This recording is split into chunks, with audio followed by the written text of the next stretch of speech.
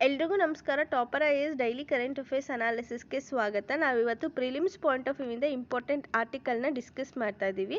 So ಮೊದಲನೇ article ಬಂದುಬಿಟ್ಟು world health organisation ಬಗ್ಗೆ ಇದೆ. ಸೊ ವರ್ಲ್ಡ್ ಹೆಲ್ತ್ ಆರ್ಗನೈಸೇಷನ್ ಏನು ಮಾಡಿದೆ, ಏರ್ ಪೊಲ್ಯೂಷನ್ ಸ್ಟ್ಯಾಂಡರ್ಡ್ಸನ್ನು ಸ್ವಲ್ಪ ತುಂಬ ಕ್ರಿಟಿಕ್ ಅಂದರೆ ಟೈಟ್ ಮಾಡಿದೆ ಅಂತ ಹೇಳ್ಬೋದು. ಸೊ ಅಂದರೆ ಈಗ for example world health organisation first ಏನು ಮಾಡಿತ್ತು, 2005 ಕೆಲವೊಂದು ಏರ್ ಪೊಲ್ಯೂಷನ್ ಸ್ಟ್ಯಾಂಡರ್ಡನ್ನು ಕೊಟ್ಟಿತ್ತು. ಅದನ್ನು ಇವಾಗ ಇನ್ನೂ ಟೈಟನ್ ಮಾಡಿದೆ. ಗ್ಲೋಬಲ್ ಏರ್ ಪೊಲ್ಯೂಷನ್ ಸ್ಟ್ಯಾಂಡರ್ಡನ್ನು ಟೈಟನ್ ಮಾಡಿದೆ. ಏನಕ್ಕೋಸ್ಕರ ಅಂದರೆ ಎಮರ್ಜಿಂಗ್ ಸೈನ್ಸ್ ಮತ್ತು ಈ ಒಂದು ಏರ್ ಮೇಲೆ ಆಗ್ತಿರೋಂಥ ಇಂಪ್ಯಾಕ್ಟ್ ಏನಿದೆ ಈ ಪೊಲ್ಯೂಷನಿಂದ, ಮತ್ತು ಆ ಪೊಲ್ಯೂಷನಿಂದ ಹೆಲ್ತ್ ಮೇಲೆ ಆಗ್ತಿರೋಂಥ ಇಂಪ್ಯಾಕ್ಟ್ ಏನಿದೆ ಇದನ್ನು ಸೀರಿಯಸ್ ಆಗಿ ಕನ್ಸಿಡರ್ ಮಾಡಿರೋದ್ರಿಂದ ಸೊ ಈ ಒಂದು ಏರ್ ಪೊಲ್ಯೂಷನ್ ಸ್ಟ್ಯಾಂಡರ್ಡನ್ನು ಟೈಟನ್ ಮಾಡಿದೆ ಅಂತಲೇ ಹೇಳ್ಬೋದು. ನಾವಿಲ್ಲಿ ನೋಡ್ತಾ ಇದ್ದೀವಿ ಫಸ್ಟ್ ಇದು 2005 air quality standards 2021 WHO release ಮಾಡಿರೋವಂಥದ್ದು. ಈ ಒಂದು ಪರ್ಟಿಕ್ಯುಲೇಟ್ ಮ್ಯಾಟರ್ 2.5 ಏನಿತ್ತು ಆ್ಯನ್ಯುವಲಿ 10 ಇರಬೇಕು ಅಂತ ಹೇಳ್ತಿತ್ತು. ಇವಾಗ 5ಗೆ ಅದನ್ನು ರೆಡ್ಯೂಸ್ ಮಾಡಿದೆ. ಅದೇ 24 ಅವರ್ಸಲ್ಲಿ 25 ಹೇಳಿತ್ತು, ಇಲ್ಲಿ 15ಗೆ ರೆಡ್ಯೂಸ್ ಮಾಡಿದೆ. ಅದೇ PM10 ಅಂದರೆ ಇಲ್ಲಿ 20 to 15 ರೆಡ್ಯೂಸ್ ಮಾಡಿದೆ, 50 to 45 ರೆಡ್ಯೂಸ್ ಮಾಡಿದೆ.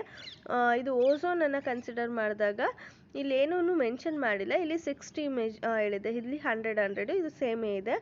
ಮತ್ತು ನೈಟ್ರೋಜನ್ ಆಕ್ಸೈಡ್ ಅಂತ ಅಂದಾಗ ಇದು 40 ಇರೋದನ್ನ 10ಗೆ ಮಾಡಿದೆ, ಇಲ್ಲಿ ಏನು ಮೆನ್ಷನ್ನೇ ಮಾಡಿಲ್ಲ, ಇಲ್ಲಿ 25ಗೆ ರೆಡ್ಯೂಸ್ ಮಾಡಿದೆ. ಹೀಗೆ ಈ ಟೇಬಲನ್ನು ನೀವು ನೋಡ್ಬೋದು ಯಾವ ರೀತಿಯಾಗಿ ಇದು ಚೇಂಜಸನ್ನು ಮಾಡಿದೆ ಅಂತ. ನೆಕ್ಸ್ಟ್ ಆರ್ಟಿಕಲಿಗೆ ಹೋಗೋದಾದರೆ substitute for single use plastic ಅಂದರೆ ಈ ಒಂದು ಸಿಂಗಲ್ ಯೂಸ್ ಪ್ಲಾಸ್ಟಿಕ್ಕನ್ನು ನಾವು ರೀಸೈಕಲ್ ಮಾಡೋದಿರ್ಬೋದು, ಆ ವೇಸ್ಟ್ ಮ್ಯಾನೇಜ್ಮೆಂಟ್ ಮಾಡೋದಿರ್ಬೋದು ತುಂಬ ಕಷ್ಟ ಆಗ್ತಿದೆ. ಸೊ ಅದಕ್ಕೋಸ್ಕರ ಇಲ್ಲಿ ಬಯೋಡಿಗ್ರೇಡಬಲ್ ಮಲ್ಟಿ ಯೂಸ್ ಪಾಲಿಮರ್ ಶೀಟ್ಸನ್ನು ಇವರು ಡಿಸೈನ್ ಮಾಡಿದ್ದಾರೆ. ಯಾರು ಡಿಸೈನ್ ಮಾಡಿದ್ದಾರೆ ಅಂದರೆ IIS Indian institute for science researchers ಏನು ಮಾಡಿದ್ದಾರೆ, ಒಂದು ಸಿಂಗಲ್ ಯೂಸ್ ಪ್ಲಾಸ್ಟಿಕ್ಕಿಗೆ ಸಬ್ಸ್ಟಿಟ್ಯೂಟ್ ಆಗಿ ಈ ಒಂದು ಮೆಟೀರಿಯಲನ್ನು ಅವರು ಇದು ಮಾಡಿದ್ದಾರೆ. ಇದು ನಾನ್ ಎಡಿಬಲ್ ಆಯಿಲ್ಸ್ ಮತ್ತು ಸೆಲ್ಯುಲೋಸಿಂದ ಎಕ್ಸ್ಟ್ರಾಕ್ಟ್ ಮಾಡಿ ಮತ್ತು ಅಗ್ರಿಕಲ್ಚರಲ್ ಸೆಲ್ಯುಲೋಸಿಂದ ತಯಾರು ಮಾಡೋವಂಥದ್ದು. ಇದನ್ನು ಯಾವುದರಿಂದ ಎಕ್ಸ್ಟ್ರಾಕ್ಟ್ ಮಾಡ್ತಾರೆ ಅಂದರೆ ಅಗ್ರಿಕಲ್ಚರಲ್ ಸ್ಟಬಲ್ಸಿಂದ ಇವರು ಎಕ್ಸ್ಟ್ರಾಕ್ಟ್ ಮಾಡ್ತಿದ್ದಾರೆ. ಅದನ್ನು ಅದರಿಂದ ಬಯೋಡಿಗ್ರೇಡಬಲ್ ಮಲ್ಟಿ ಯೂಸ್ ಪಾಲಿಮರ್ ಶೀಟ್ಸನ್ನು ಮಾಡ್ತಿದ್ದಾರೆ. ಸೊ ಇದು ಸಿಂಗಲ್ ಯೂಸ್ ಪ್ಲಾಸ್ಟಿಕ್ಕಿಗೆ ಸಬ್ಸ್ಟಿಟ್ಯೂಟ್ ಆಗುತ್ತೆ ಅಂತ ಹೇಳ್ತಿದ್ದಾರೆ. ಇದೇನು ಮಾಡುತ್ತೆ, ಪ್ರಾಬ್ಲಮ್ಸ್ ಅಕ್ಯುಮುಲೇಟಿಂಗ್ ಪ್ಲಾಸ್ಟಿಕ್ ವೇಸ್ಟ್ ಅಂದರೆ ಎನ್ವಿರಾನ್ಮೆಂಟಲ್ ಏನು ಪ್ಲಾಸ್ಟಿಕ್ ವೇಸ್ಟ್ ಅಕ್ಯುಮುಲೇಟ್ ಆಗ್ತಿದೆ ಅದನ್ನು ಕಡಿಮೆ ಮಾಡೋದಕ್ಕೆ ಹೆಲ್ಪ್ ಮಾಡುತ್ತೆ ಅಂತ ಹೇಳಿ ಇವರು ಹೇಳ್ತಿದ್ದಾರೆ. ನೆಕ್ಸ್ಟ್ ಆರ್ಟಿಕಲಿಗೆ ಹೋಗೋದಾದರೆ ಆಫ್ರಿಕನ್ ಸ್ವಿನ್ ಫೀವರ್ ಅಂದರೆ ಈ ಒಂದು ಫೀವರು ಮತ್ತೆ ನ್ಯೂಸಲ್ಲಿದೆ. ಏನಕ್ಕೋಸ್ಕರ ಅಂದರೆ ಮಿಜೋರಾಮು ಈ ಒಂದು ASF ಔಟ್ಬ್ರೇಕನ್ನು ಕಂಡಿತ್ತು. ಅದಾದಮೇಲೆ ಈಗ ಮತ್ತೆ ತ್ರಿಪುರಾದಲ್ಲೂ ಕೂಡ ಈ ಒಂದು ಕೇಸಸನ್ನು ಅಬ್ಸರ್ವ್ ಮಾಡ್ತಿದ್ದೀವಿ.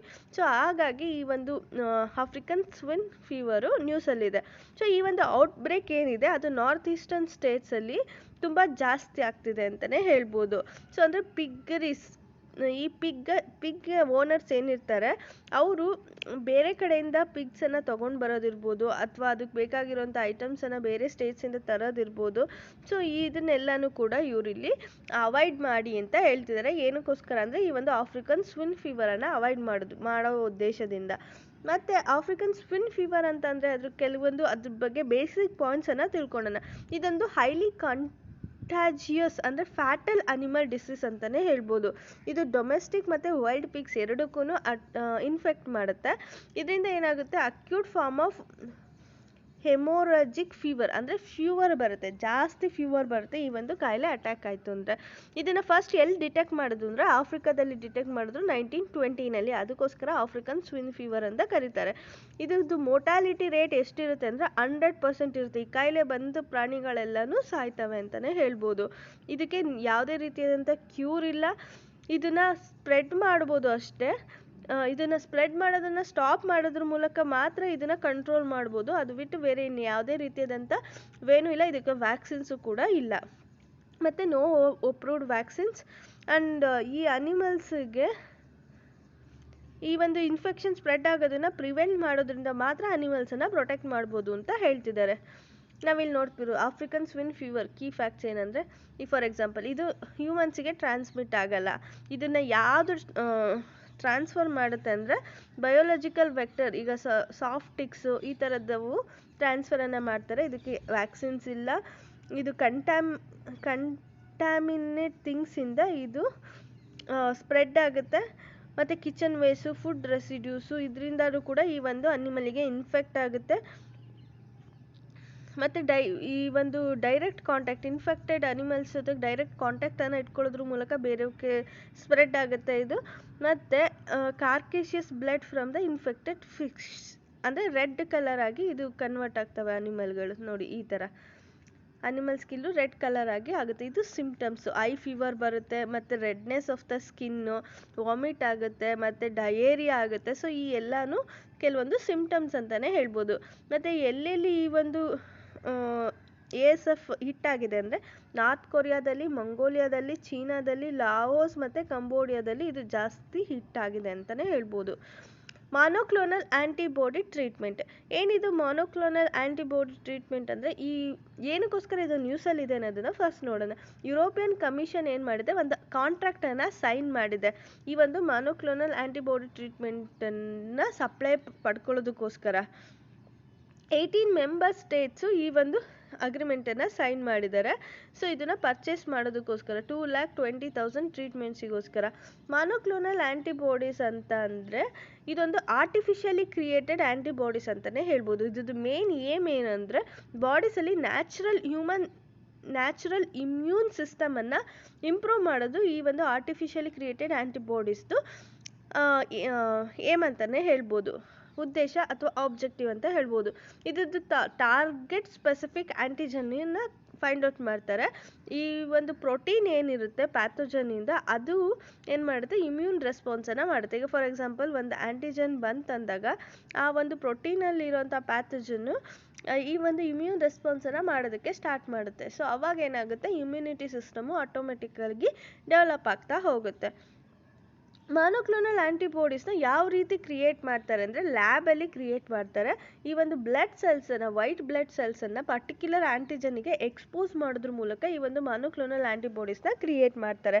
ಸೊ ಕ್ವಾಂಟಿಟಿ ಆಫ್ ಆ್ಯಂಟಿಬಾಡೀಸ್ನ ಇನ್ಕ್ರೀಸ್ ಮಾಡೋದಕ್ಕೋಸ್ಕರ ಈ ಒಂದು ಸಿಂಗಲ್ ವೈಟ್ ಬ್ಲಡ್ ಸೆಲ್ಲನ್ನು ಕ್ಲೋನ್ ಮಾಡ್ತಾ ಹೋಗ್ತಾರೆ ಮತ್ತು ಇದನ್ನು ಯೂಸ್ ಮಾಡೋಕ್ಕೆ ಸ್ಟಾರ್ಟ್ ಮಾಡ್ತಾರೆ. ಇದರಿಂದ ಐಡೆಂಟಿಕಲ್ ಕಾಪೀಸ್ ಆಫ್ ಆ್ಯಂಟಿಬಾಡೀಸ್ನ ಅವರು ಕ್ರಿಯೇಟ್ ಮಾಡ್ತಾ ಹೋಗ್ತಾರೆ. COVID-19 ಕೇಸಲ್ಲೂ ಕೂಡ ಇದೇ ರೀತಿಯಾಗಿ ಮಾನೋಕ್ಲೋನಲ್ ಆ್ಯಂಟಿಬಾಡೀಸ್ ಟೆಕ್ನಿಕನ್ನೇ ಕೂಡ ಯೂಸ್ ಮಾಡಿದರು. ಸೊ ಅಂದರೆ SARS-CoV-2 virus protein, spike protein ಏನಿತ್ತು ಅದನ್ನು ಯೂಸ್ ಮಾಡಿಕೊಂಡು ವೈರಸ್ಸನ್ನು, ಅದು ಈ ಒಂದು ವೈರಸ್ ಎಂಟರ್ ಆಗೋದಕ್ಕೆ ಹೆಲ್ಪ್ ಮಾಡೋ ಅಂಥದ್ದು. ಸೊ ಅದನ್ನು ಯೂಸ್ ಮಾಡಿಕೊಂಡು ಇವರು ಇಲ್ಲಿ ವ್ಯಾಕ್ಸಿನ್ಸನ್ನು ಡೆವಲಪ್ ಮಾಡಿದ್ದಾರೆ. National single window system. ಏನಿದು ನ್ಯಾಷನಲ್ ಸಿಂಗಲ್ ವಿಂಡೋ ಸಿಸ್ಟಮ್ ಅಂದರೆ ಇದೊಂದು commerce and industry ministry launch ಮಾಡಿರೋಂಥ ಒಂದು ಪ್ರಾಜೆಕ್ಟ್ ಅಂತಲೇ ಹೇಳ್ಬೋದು. ಏನಕ್ಕೋಸ್ಕರ ಅಂದರೆ ಇನ್ವೆಸ್ಟರ್ ಮತ್ತು ಬಿಸ್ನೆಸ್ಸಿಗೋಸ್ಕರ ಡೆವಲಪ್ ಮಾಡಿರೋವಂಥದ್ದು. ಈ ಒಂದು ಸಿಂಗಲ್ ವಿಂಡೋ ಸಿಸ್ಟಮ್ ಅನ್ನೋದು ಒಂದು ಡಿಜಿಟಲ್ ಪೋರ್ಟಲ್ ಅಂತ ಹೇಳ್ಬೋದು. ಇದು ಒನ್ ಸ್ಟಾಪ್ ಶಾಪ್ ಅಂತಲೇ ಹೇಳ್ಬೋದು. ಇನ್ವೆಸ್ಟರ್ಸಿಗೆ ಅವ್ರಿಗೆ ಬೇಕಾಗಿರೋಂಥ ಅಪ್ರೂವಲ್ಸ್ ಮತ್ತು ಕ್ಲಿಯರೆನ್ಸನ್ನು ತಗೊಳ್ಳೋದಕ್ಕೆ ಇರೋವಂಥ ಒಂದು ಒನ್ ಸ್ಟಾಪ್ ಶಾಪ್ ಅಂತ ಹೇಳ್ಬೋದು. ಇಲ್ಲಿ ನಮಗೆ ಎಲ್ಲ ರೀತಿಯಾದಂಥ ಫೆಸಿಲಿಟೀಸು ಸಿಗುತ್ತೆ. ಎಂಡ್ ಟು ಎಂಡ್ ಫೆಸಿಲಿಟೀಸ್ನ ಪ್ರೊವೈಡ್ ಮಾಡ್ತಾರೆ. ಈ ಒಂದು ಇನ್ವೆಸ್ಟರ್ಗೆ ಸಪೋರ್ಟ್ ಮಾಡೋದಕ್ಕೋಸ್ಕರ ಈ ಒಂದು ಕ್ಲಿಯರೆನ್ಸನ್ನು ಸೆಂಟರ್ ಮತ್ತು ಸ್ಟೇಟ್ ಲೆವೆಲ್ಸ್ ಎರಡೂ ಕಡೆ ಕ್ಲಿಯರೆನ್ಸನ್ನು ಕೊಡೋದಕ್ಕೋಸ್ಕರ ತೊಗೊಂಡು ಬಂದಿದ್ದಾರೆ. ಈ ಫ್ರೀ ಇನ್ವೆಸ್ಟ್ಮೆಂಟ್ ಅಡ್ವೈಸರಿ ಇರ್ಬೋದು ನ್ಯೂ ಬಿಸ್ನೆಸಸ್ಗೆ, ಮತ್ತು ಇನ್ಫಾರ್ಮೇಷನ್ ರಿಲೇಟೆಡ್ ಲ್ಯಾಂಡ್ ಬ್ಯಾಂಕ್ಸ್ ಇರ್ಬೋದು, ಈ ಎಲ್ಲ ಒಂದು ಇನ್ಫಾರ್ಮೇಷನ್ನ ಇಲ್ಲಿ ಶೇರ್ ಮಾಡ್ಕೊಳ್ಬೋದು. ಮತ್ತು ಈ ಒಂದು ಪೋರ್ಟಲ್ ಏನಿದೆ ಇದು 18 ಸೆಂಟ್ರಲ್ ಡಿಪಾರ್ಟ್ಮೆಂಟ್ಸು, 9 ಸ್ಟೇಟ್ಸ್ ಡಿಪಾರ್ಟ್ಮೆಂಟ್ಸು ಮತ್ತು another 14 central departments and 5 states ಇದೆಲ್ಲದನ್ನು ಕೂಡ 2021 ಡಿಸೆಂಬರ್ ಅಷ್ಟರಲ್ಲಿ ಆ್ಯಡ್ ಮಾಡಬೇಕು ಅಂತ ಹೇಳ್ತಿದ್ದಾರೆ. ಸೊ ಅಂದರೆ 18 ಮತ್ತು ಸೆಂಟ್ರಲ್ ಮತ್ತು 9 ಸ್ಟೇಟ್ಸ್ ಡಿಪಾರ್ಟ್ಮೆಂಟ್ ಆಲ್ರೆಡಿ ಆ್ಯಡ್ ಮಾಡಿದ್ದಾರೆ.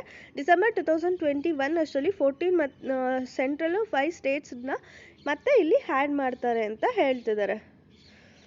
ಸೊ ಇದರಿಂದ ಏನು ಹೆಲ್ಪ್ ಆಗುತ್ತೆ, ಏನಕ್ಕೋಸ್ಕರ ಇದನ್ನು ತೊಗೊಂಡು ಬಂದಿದ್ದಾರೆ ಅಂದರೆ ಟ್ರಾನ್ಸ್ಪರೆನ್ಸಿನ ತೊಗೊಂಡು ಬರಬೇಕು, ಅಕೌಂಟಬಿಲಿಟಿ ತರಬೇಕು, ರೆಸ್ಪಾನ್ಸಿವ್ನೆಸ್ನ ತರಬೇಕು ಎಕೋಸಿಸ್ಟಮಲ್ಲಿ ಅನ್ನೋ ಒಂದು ಉದ್ದೇಶದಿಂದ ತಂದಿದ್ದಾರೆ. ಇದು ಈಸ್ ಆಫ್ ಡೂಯಿಂಗ್ ಬಿಸ್ನೆಸ್ಸನ್ನು ಪ್ರಮೋಟ್ ಮಾಡೋದಕ್ಕೆ ತುಂಬ ಹೆಲ್ಪ್ ಮಾಡುತ್ತೆ ಅಂತಲೇ ಹೇಳ್ಬೋದು. That's all for today. ನಿಮ್ಗೆ ಇದರಲ್ಲಿ ಯಾವುದೇ ರೀತಿಯಾದಂಥ ಡೌಟ್ಸ್ ಇದ್ದರೆ ಕಮೆಂಟ್ ಸೆಕ್ಷನಲ್ಲಿ ಕೇಳ್ಬೋದು. ನಿಮ್ಗೆ ಈ ಒಂದು ವಿಡಿಯೋ ಇಷ್ಟ ಆಗಿದ್ರೆ ಲೈಕ್ ಮಾಡಿ, ಶೇರ್ ಮಾಡಿ, ಕಮೆಂಟ್ ಮಾಡಿ ಹಾಗೂ ಟಾಪರ್ IAS ಚಾನಲನ್ನು ಸಬ್ಸ್ಕ್ರೈಬ್ ಮಾಡ್ಕೊಳ್ಳಿ. Thank you all.